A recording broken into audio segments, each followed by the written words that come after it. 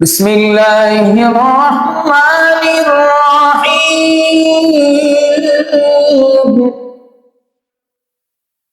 حميم والكتاب المبين إنا أنزلناه في ليلة مباركة إنا كنا منذرين আল্লাহ বলে হামিম। এই দুইটা হরফ হলো হরফে মুকাত্তাআত। আরবি ব্যাকরণের ভাষায় হরফে মুকাত্তাআত, যার অর্থ আল্লাহু মুরাদিহি ওয়া রাসূলিহি, একমাত্র আল্লাহ এবং আল্লাহ রাসূল ভালো জানেন। যেমন আলিফ লাম মিম, আলিফ লাম মিম রা, আলিফ লাম মিম সাদ, হামিম।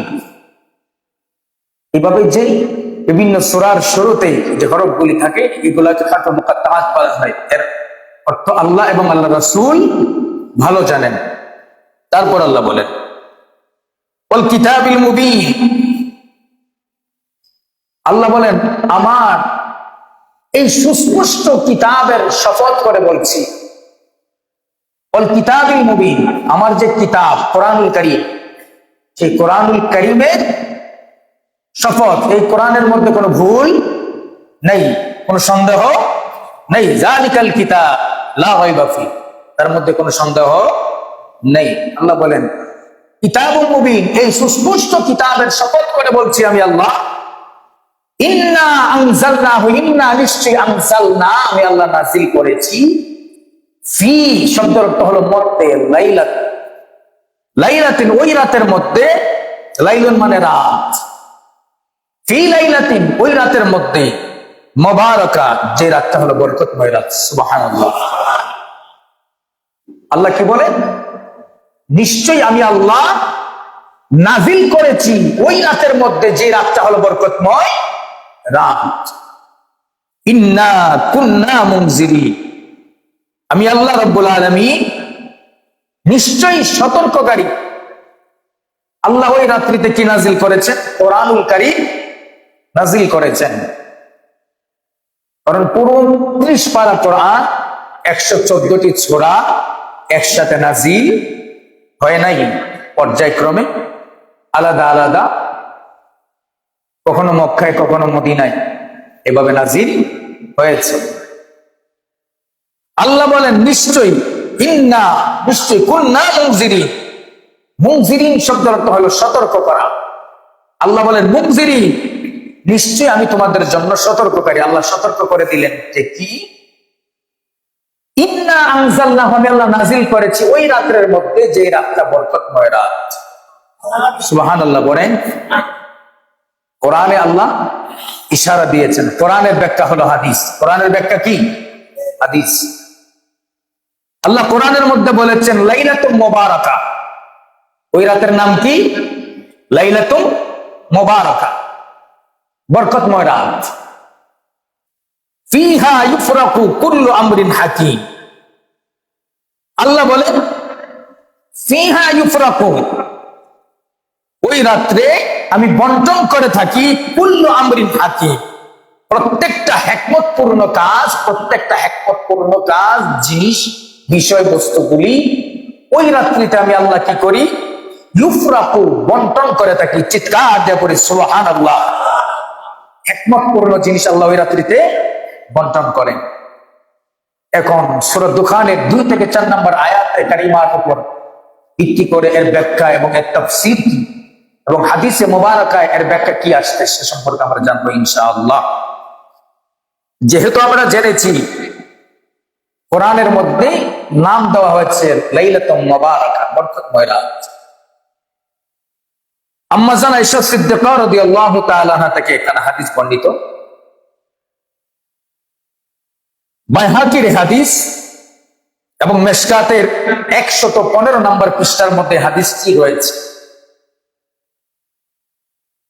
আম্মা জান আয়েশা সিদ্দিকা রাদিয়াল্লাহু তাআলা আনহা বর্ণনা করেন, وعن عائشة عن النبي صلى الله عليه وسلم قال هل تدرين মা ফি হাযিহিল লাইলাতি ইয়ানি লাইলাতুন নিসফি মিন শাবান। আম্মা জান আয়েশা সিদ্দিকা বলেন যে নবী করিম সাল্লাল্লাহু আলাইহি ওয়াসাল্লাম ইরশাদ করেন, তিনি আমাকে উদ্দেশ্য করে বললেন, আয়েশা তুমি কি ফি হাযিহিল লাইলাতি ইয়ানি লাইলাতুন নিসফি মিন শাবান, শাবানের মধ্যবর্তী রাতে কি কি হয় তুমি কি সে সম্পর্কে জানো? নবীজি কাকে বলতেছেন? আম্মা জান আয়েশা সিদ্দিকাকে, যে শাবানের মধ্যবর্তী রাত ফি লাইলাতিন নিসফি মিন শাবান, শাবানের মধ্যবর্তী রাতে কি কি হয়, কি কি ঘটে সে সম্পর্কে তুমি জানো? ক্বালাত, আম্মা জান আয়েশা বলেন, ক্বালাত আমি বললাম, মা ফিহা ইয়া রাসূলুল্লাহ, ইয়া রাসূলুল্লাহ ওই রাতে কি কি ঘটে সে সম্পর্কে আমি জানি না, আপনি ভালো জানেন। ফাকালা, নবীজি বললেন, ফিহা আন ইয়াকতুবা কুল্লু মাউলুদি বানি আদম ফি হাযিহি সানাতি ওয়া ফি হাযা আন ইয়াকতুবা কুল্লু হালিম মিন বানি আদম ফি হাযিহি সানা। এবার নবীজি সাল্লাল্লাহু আলাইহি ওয়াসাল্লাম বলেন, আয়েশা রে তাহলে শোনো এই রাত্রিতে কি কি ঘটে। নবী করিম সাল্লাল্লাহু আলাইহি ওয়াসাল্লাম বলেন, আয়েশা রে ওই রাত্রিতে আমার আল্লাহ রাব্বুল আলামিন লিপিবদ্ধ করেন আগামী 1 বছরে কোন কোন আদম সন্তান জন্মগ্রহণ করবেন তাদের নামগুলি লিপিবদ্ধ করা হয়। আগামী 1 বছরে কোন কোন সন্তান জন্মগ্রহণ করবে সে আদম সন্তানগুলোর নাম লেখা হয়। কোন রাত্রে? কোরআনে সূরা দুখানের মধ্যে বলা হয়েছে লাইলাতুন মুবারাকা, হাদিসের মধ্যে নবীজি বলছে লাইলাতুন নিসফি মিন শাবান, শাবানের মধ্যবর্তী রাত। তারপর নবীজি বলেন, ওয়া ফিহা আন ইয়াকতুবা কুল্লু হালিম মিন বানি আদম ফি হাযিহি সানা। আয়েশা রে শুধু তাই নয়, ওই রাত্রিতে আগামী 1 বছরে কোন কোন আদম সন্তান মৃত্যুবরণ করবে সেই আদম সন্তানগুলোর নাম ওই রাত্রিতে লিপিবদ্ধ করা হয়। কোন কোন আদম সন্তান জন্মগ্রহণ করবে তাদের নামও লেখা হয়, আবার কোন কোন আদম সন্তান মৃত্যুবরণ করবে তাদের নামটাও লেখা হয়। ওয়া ফিহা তুরফাউ আমালুহুম ওয়া ফিহা তুনজালু আরযাকুহুম। তারপর নবীজি বলেন, শুধু তাই না, ওই রাত্রিতে আমার আল্লাহ রাব্বুল আলামিনের দরবারে মানুষের আমলগুলো উঠানো হয়। সুবহানাল্লাহ। ওয়া ফিহা তুরফাউ আমালুহুম, ওই রাত্রিতে আল্লাহ রাব্বুল আলামিনের কাছে মানুষের আমলগুলো উঠানো হয়। ওয়া ফিহা তুনজালু আরযাকুহুম, এবং ওই রাত্রিতে মানুষের জন্য রিজিকের বাজেট করা হয়। রিজিকের বাজেট করা হয়, রিজিক বন্টন করা হয়। সেই রাতটা কোন রাত? কোরআনের সূরা দুখানের 1 থেকে 4 নম্বর আয়াতের মধ্যে আল্লাহ বলেছেন, 2 নম্বর আয়াতেই ফি লাইলাতিন মুবারাকা। এই আয়াতের ব্যাখ্যা করতে গিয়ে হাদিসের মধ্যে আসছে, মুফাসসিরিনে কেরাম, মুহাদ্দিসিনে কেরাম নবীজির হাদিস তুলে ধরেছেন। নবীজি বলেছেন ফি লাইলাতিন নিসফি মিন শাবান, শাবানের মধ্যবর্তী রাত অর্থাৎ 14 তারিখ দিবাগত রাত। এই রাতের নাম লাইলাতুন মুবারাকা, বরকতময় রাত। লাইলাতুন নিসফি মিন শাবান, শবে বরাতের রাত। ওই রাতটা আমাদের সামনে আগামী মঙ্গলবার দিবাগত রাত। নবীজির এই হাদিস বাইহাকি এবং মিশকাতের 115 নম্বর পৃষ্ঠার মধ্যে হাদিস। সিয়াসিত্তার অর্থাৎ সহিহ হাদিসের কিতাব, সিয়াসিত্তার কিতাব 6টির মধ্যে বাইহাকি এবং মিশকাত শরীফ হলো অন্যতম একটি হাদিসের কিতাব। কোরআন এবং হাদিসের মাধ্যমে আমরা কি জানলাম?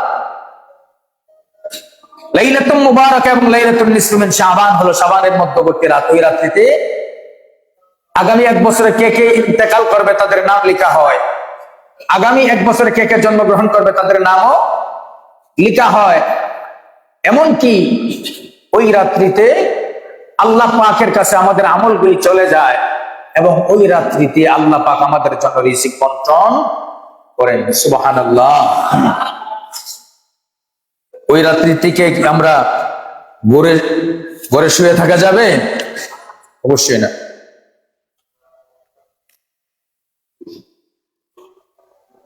এখন হযরত আলী রাদিয়াল্লাহু তাআলা একখানা হাদিস বর্ণনা করেন, ইবনে মাজাহ শরীফের হাদিস। ইবনে মাজাহ 99 নম্বর পৃষ্ঠা 1388 নম্বর হাদিস। ইবনে মাজাহ 99 নম্বর পৃষ্ঠা 1388 হাদিস নাম্বার। হযরত আলী রাদিয়াল্লাহু তাআলা বলেন, قال رسول الله صلى الله عليه وسلم إذا كانت ليلة النصف من شعبان فقوموا ليلها وصوموا نهارها فإن الله ينزل فيها لغروب الشمس إلى سماء الدنيا فيقول لا من مستغفر لي فغفر له ألا مسترزق فارزقه। হযরত আলী রাদিয়াল্লাহু তাআলা বর্ণনা করেন, নবীজি ফরমান যে ফি লাইলাত ইজা কানাত লাইলাতুন নিসফি মিন শাবান, যখন শাবানের মধ্যবর্তী রাত আসে, অর্থাৎ শবে বরাতের রাত আসে, ফাকুমু লাইলাহা ওয়া সুমু নাহারাহা, নবীজি ফরমান ফাকুমু লাইলাহা, তোমরা ওই রাত্রিতে জাগ্রত থাকো, ইবাদত করো। সুবহানাল্লাহ। ফাকুমু লাইলাহা, ওই রাত্রিতে তোমরা জাগ্রত থাকো, ওয়া সুমু নাহারাহা, এবং রাত্রে জাগ্রত থেকে ইবাদত করো, ওয়া সুমু নাহারাহা, এবং দিনের বেলায় রোজা রাখো। সুবহানাল্লাহ। রাতের বেলায় ইবাদত করো আর দিনের বেলায় রোজা রাখো। ফাইন্নাল্লাহা ইয়ানজিলু ফিহা লিগুরুবিশ শামসি ইলা সামাঈদ দুনিয়া, তারপর বলতেছেন কেননা অতঃপর সেই রাতে ইলা শামসি ইলা লিগুরুবিশ শামসি ইলা সামাঈদ দুনিয়া, যখন সূর্য অস্ত চলে যায়, সূর্য অস্ত যাওয়ার পর পরই লাইলাতুল নিসফি মিন শাবান, শবে বরাতের রাত শুরু হয়ে যায়।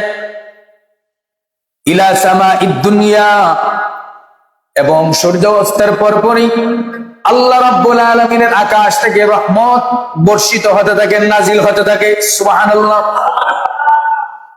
ইলা সামাঈদ দুনিয়া, এবং ওই রাত্রিতে আল্লাহ রাব্বুল আলামিন আকাশ থেকে একদল রহমতের ফেরেশতা এই জমিনের মধ্যে নাজিল করেন।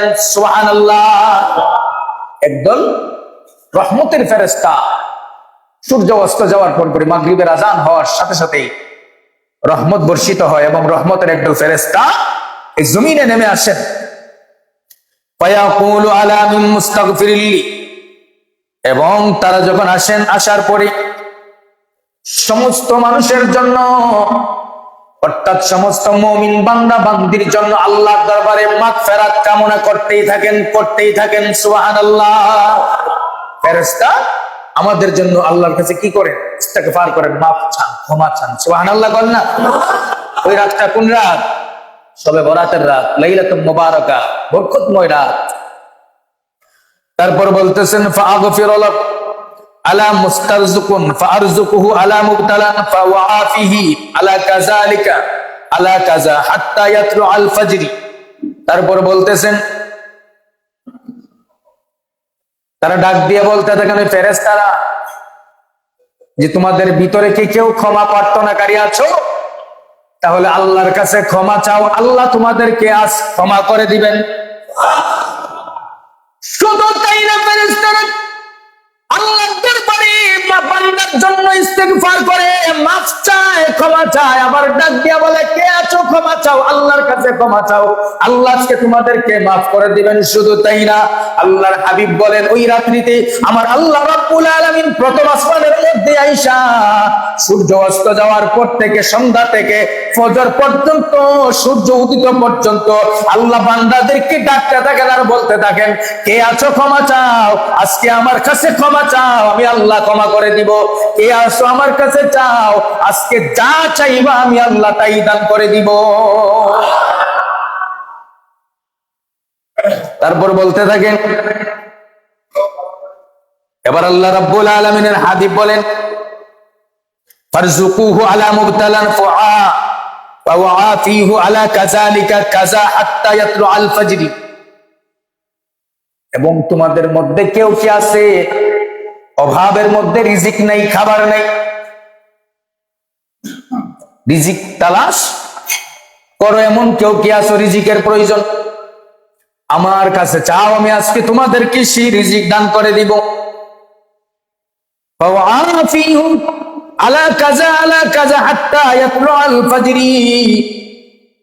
তারপর বলতে থাকেন তোমাদের মধ্যে কেউ কি আছো বিপদগ্রস্ত, মুসিবতে আছো, বিপদে আছো, আমার কাছে চাও, আমি আল্লাহ বিপদ দূর করে দিব। তারপর বলতে থাকেন আলা মুবতালান ফাওয়াফিহু, তারপর তোমাদের মধ্যে কেউ কি আছো বিপদ থেকে বাঁচতে চাও, মুসিবত থেকে বাঁচতে চাও, এমন কি কেউ কি আছো তোমাদের মধ্যে অসুস্থতা থেকে মুক্তি পেতে চাও, আজকে আমি আল্লাহর কাছে চাও, আমি আল্লাহ তোমাদের রূপকে মুক্তি করে দিব। হাত্তা ইয়াতলু আল ফাজরি, এইভাবে আমার আল্লাহ রাব্বুল আলামিন সুবহ সাদিক পর্যন্ত বান্দাদেরকে বলতে থাকে।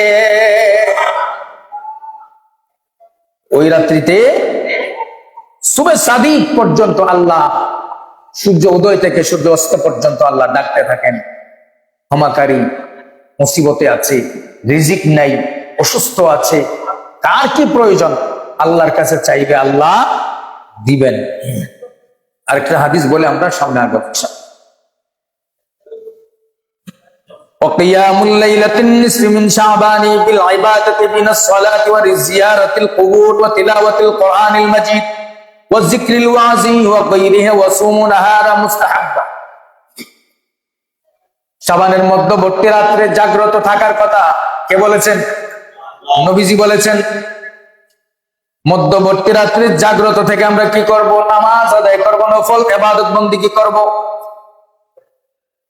ওয়া জিয়ারাতুল কুবুর, এবং কবর জিয়ারত করব, কোরআনুল মাজিদ ওয়া তিলাওয়াতুল কোরআন, এবং কোরআন তেলাওয়াত করব, ওয়া যিকরি, এবং জিকির করব, ওয়াল ওয়াজ, এবং আমরা বয়ান শুনব ওই রাতের ফজিলত সম্পর্কে, ওয়া গায়রিহা ওয়া সুমু নাহারা মুস্তাহাব, রাতের বেলায় ইবাদত করব, দিনের বেলায় রোজা রাখবো, এই আমলগুলি হলো মুস্তাহাব নফল ইবাদত।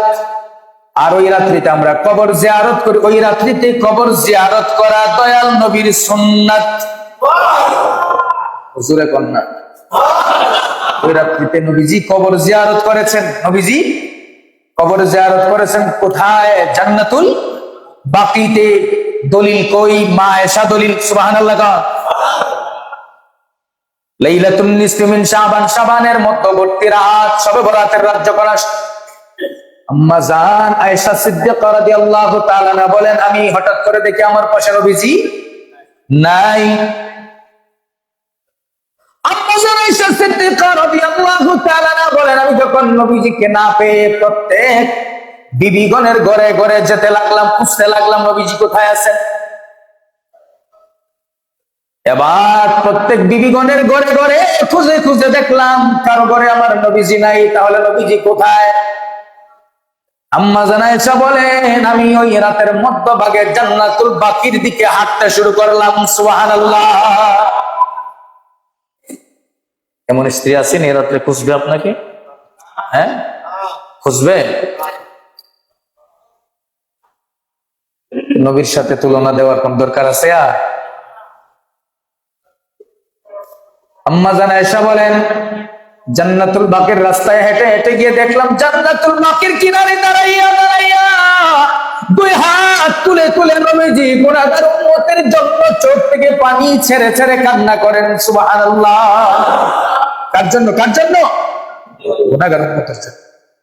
আজকে গুনাহগার উম্মত নবীকে চিনে না, নবীকে চিনে না। আফসোস, আজকে ওই গুনাহগার উম্মত নবীকে চিনে না, অথচ এই শাবানের রাতে নবীজি জান্নাতুল বাকিতে গিয়া গুনাহগার উম্মতের জন্য আল্লাহর দরবারে চোখের পানি ছেড়ে ছেড়ে কান্না করেন, আল্লাহ আমার উম্মতকে মাফ করে দাও।